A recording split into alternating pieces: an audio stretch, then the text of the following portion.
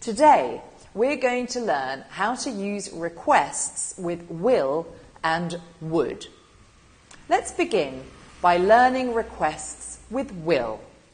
We use the phrase will you to introduce an order or request. For example, will you do me a favour is a request, so we use will you to tell or ask people to do things. Let's see more examples of requests with will. Will you open the window? Will you pass the salt? Will you get me another beer, please? Will you do the washing up, please? Will you give me a hand, please?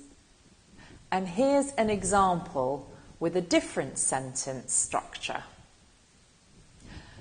Please, will you lend me your car?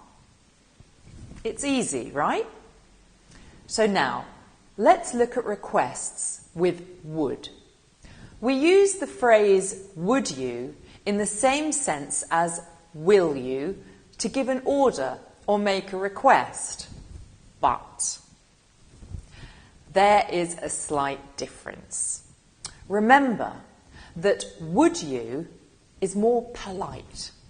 For example, to say, would you please be quiet is more polite than to say, will you please be quiet? Let's look at some more examples of requests with would. Would you do me a favour? Would you open the window?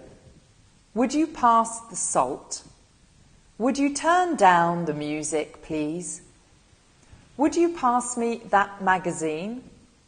Would you lend me a pen? Remember, the sentence, would you close the door, please, is quite polite. If you're talking to a good friend, you would say, will you close the door, please? It's simple, isn't it? So let's move on to something new. Let's look at requests with do you want. In Units 43 and 44, you will learn how to use do you want to offer things or to make suggestions. However, you can also use do you want to in indirect requests. Look at these two examples. Will you open the window, please? And do you want to open the window? Do you notice the difference? Remember that will you implies a more direct order or request.